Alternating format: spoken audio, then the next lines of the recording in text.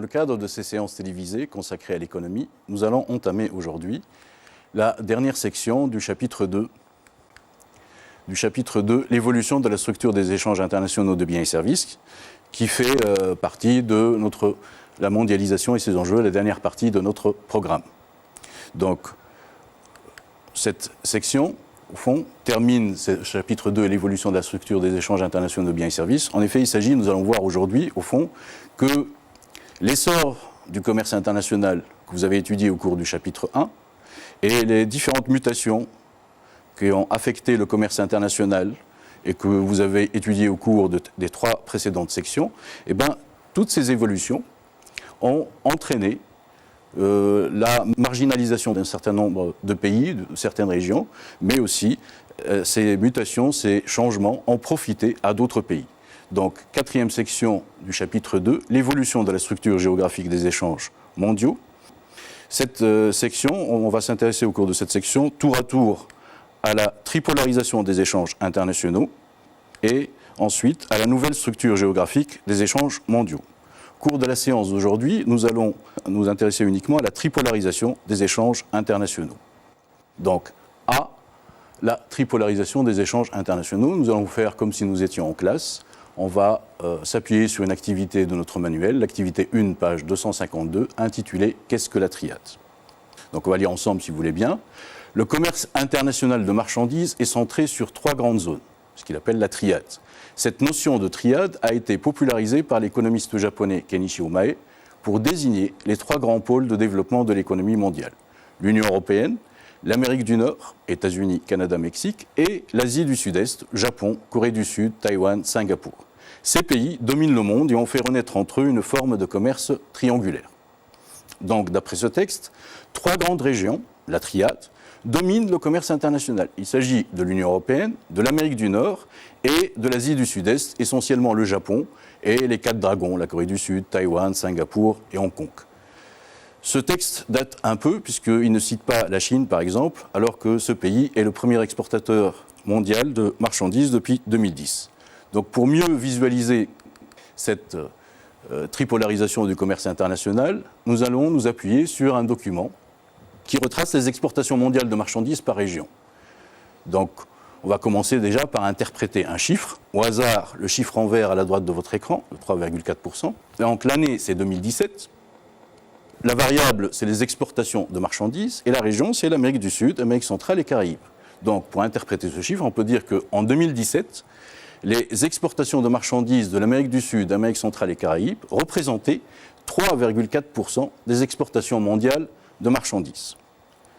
Observons maintenant les 3 régions qui nous intéressent, c'est-à-dire l'Amérique du Nord, l'Europe et l'Asie.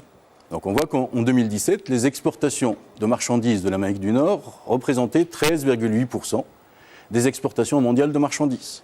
En ce qui concerne l'Europe, les exportations de marchandises de l'Europe représentaient 37,8% des exportations mondiales de marchandises. Enfin, l'Asie, les exportations de l'Asie les exportations de marchandises de l'Asie représentaient 34% des exportations mondiales de marchandises en 2017. Si on fait la somme de ces 3 chiffres, c'est-à-dire si on fait la somme de 13,8, 37,8 et 34%, on obtient le chiffre de 85,6%. Ce chiffre signifie qu'en 2017, ces 3 régions, l'Amérique du Nord, l'Europe et l'Asie, leurs exportations de marchandises représentaient 85,6% des exportations mondiales de marchandises. Donc on peut bien affirmer que le commerce international est un commerce tripolaire, puisque la majorité, même la très grande majorité des échanges internationaux est concentrée autour de 3 grandes zones, l'Europe, l'Asie et l'Amérique du Nord. En plus, si on regarde bien ce document, on voit que cette tripolarisation est de plus en plus poussée. En effet, en 1953, si on fait la somme de ces 3 régions, on obtient 77,6%. C'est-à-dire qu'en 1953, les exportations de l'Amérique du Nord, de l'Europe et de l'Asie représentaient 77,6% des exportations mondiales de marchandises. En 1973, ces exportations représentaient 83,1% des exportations mondiales de marchandises, contre 85,6% des exportations mondiales de marchandises en 2017. Donc on voit bien que la tripolarisation du commerce international est de plus en plus poussée. En effet, entre 1953 et 2017, le poids de ces trois régions a augmenté de 8 points. Si on fait 85,6% moins 77,6%, on obtient 8 points de pourcentage. Une petite remarque ici concernant ces points de pourcentage. Un certain nombre d'élèves, je pense que certains d'entre vous, pourraient se demander pourquoi, comme les chiffres sont exprimés en pourcentage, pourquoi on ne dirait pas tout simplement que le poids de ces trois régions a augmenté de 8%. Il faut se rappeler que si vous dites ça, ces 8% sont un taux de variation. Or, un taux de variation, sa formule elle est simple, c'est la valeur finale moins la valeur initiale sur la valeur initiale. C'est une variation relative. Or, ici, ce qu'on a fait pour obtenir ce 8, c'est on a fait juste valeur finale moins valeur initiale, 85,6 moins 77,6. Donc, ce n'est pas un taux de variation. C'est pour ça qu'on parle de point de pourcentage. D'ailleurs, si vous avez une calculatrice, plus probablement un portable à côté de vous, vous pouvez faire l'opération. 85,6 moins 77,6 sur 77,6 fois 100, vous n'obtiendrez pas 8, mais je pense plus de 10%. Donc, première caractéristique de cette tripolarisation du commerce international, c'est qu'elle est de plus en plus poussée. Deuxième caractéristique, c'est que si on observe chacune de ces trois régions, on voit bien que pour l'Amérique du Nord, il y a un pays dominant, c'est les États-Unis. Pour l'Europe, le pays dominant, c'est l'Allemagne. De même, pour la région asiatique, le pays dominant, c'est la Chine. C'est-à-dire que chacun de ces trois pôles est organisé d'une manière hiérarchique autour d'un pays leader. Donc le pôle Europe est organisé autour de l'Allemagne, troisième exportateur mondial de marchandises. Le pôle Asie est organisé autour de la Chine, premier exportateur mondial de marchandises. Enfin, le pôle Amérique du Nord est organisé autour des États-Unis, deuxième exportateur mondial de marchandises. Voyons maintenant s'il y a d'autres caractéristiques en revenant à notre activité 1, page 252. En 1984, le commerce transpacifique, c'est-à-dire le commerce entre l'Amérique du Nord et l'Asie, puisque c'est l'océan Pacifique sépare ces deux continents, c'est pour ça qu'on parle de commerce transpacifique, est devenu supérieur au commerce transatlantique. Là aussi, il s'agit des échanges du commerce entre l'Europe et l'Amérique du Nord, puisque entre les deux, il y a l'océan Atlantique, donc on parle de commerce transatlantique. Donc, est devenu supérieur au commerce transatlantique, alors qu'au début des années 1960, il lui était 2,5 fois inférieur. En 1993, pour la première fois, les exportations des États-Unis vers l'Asie dépassent les ventes américaines vers l'Europe. Ces faits majeurs démontrent un déplacement du centre de gravité de l'économie mondiale vers l'Asie. Donc, d'après ce texte, depuis 1993, les échanges transpacifiques, les échanges entre l'Asie et l'Amérique du Nord sont devenus plus importants, sont devenus supérieurs aux échanges entre l'Amérique du Nord et l'Europe. Pour mieux visualiser au fond ce constat, on peut s'appuyer sur ce document qui reprend les trois grandes régions, Amérique du Nord, Asie, Europe, et les flux d'exportation et d'importation entre elles.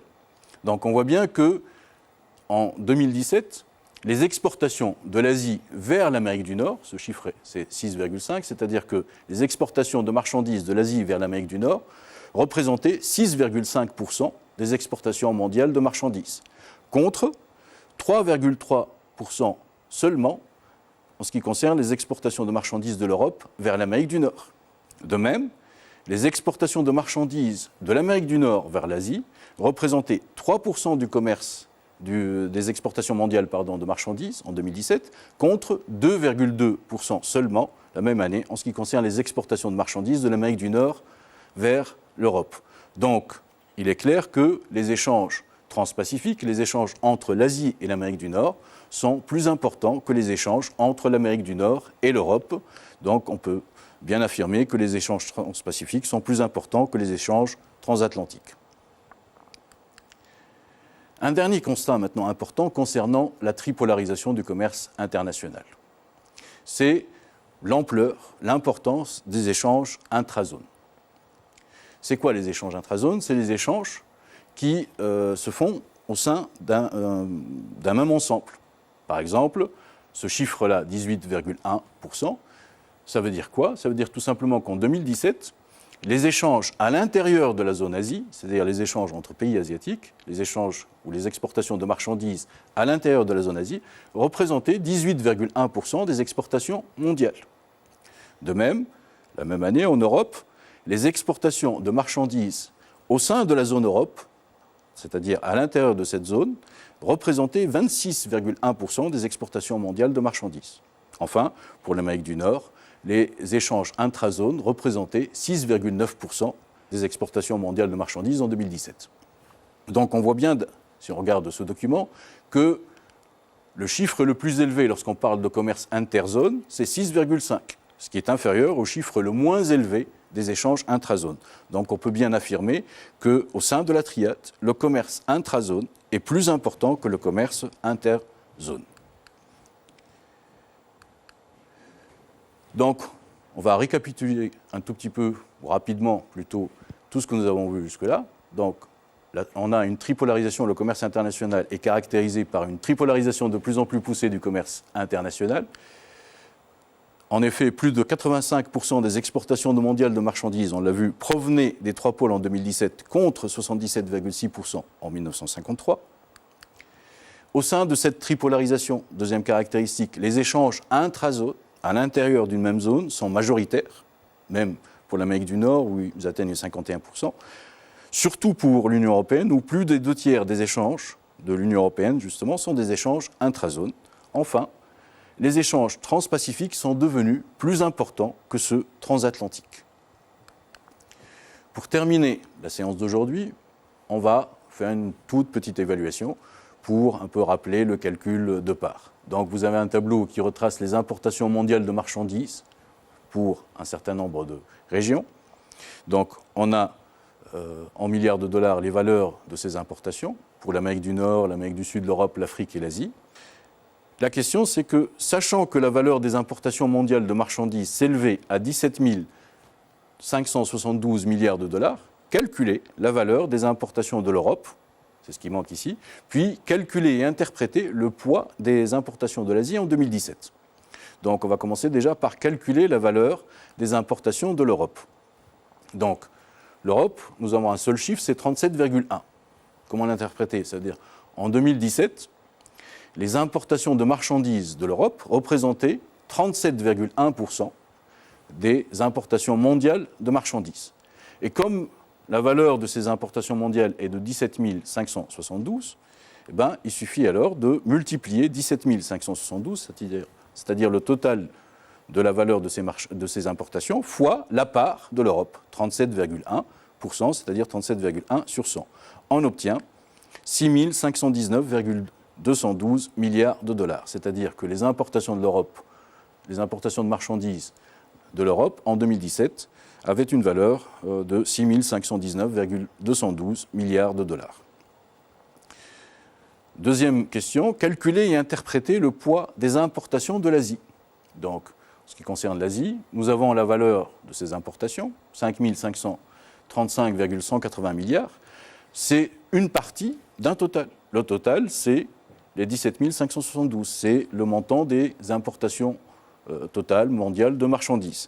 Donc, pour calculer la part des importations de l'Asie, nous allons tout simplement faire ensemble, sous-ensemble sur ensemble. Le sous-ensemble, c'est les 5 535,180, c'est la valeur des importations de l'Asie, sur le total, la valeur totale des importations de marchandises en 2017, c'est-à-dire 17 572, fois 100 pour l'obtenir en pourcentage, donc on obtient 31,5%. On va l'interpréter tout simplement en 2017, 31,5% des importations mondiales de marchandises avaient pour destination l'Asie. Deuxième question, constater l'importance de la tripolarisation du commerce international. Donc la consigne, c'est constater, il n'y a pas à expliquer. Comme vous avez un tableau, il faut se focaliser sur les trois régions qui sont au cœur de la tripolarisation, c'est-à-dire l'Amérique du Nord avec le 18,7%, l'Europe 37,1% et l'Asie avec 31,5%. Ce sont les trois régions qui sont au cœur de la tripolarisation. Donc pour constater l'importance de la tripolarisation, il faut faire la somme de ces trois chiffres. Donc on obtient le chiffre de 87,3%. Ce chiffre veut dire quoi? Tout simplement qu'en 2017, les importations de marchandises de l'Europe, de l'Amérique du Nord et de l'Asie représentaient 87,3% des importations mondiales de marchandises. Vous voyez que ce chiffre est encore plus important que celui relatif aux exportations de marchandises. Voilà, cette séance d'aujourd'hui est terminée. Merci pour votre attention et à bientôt.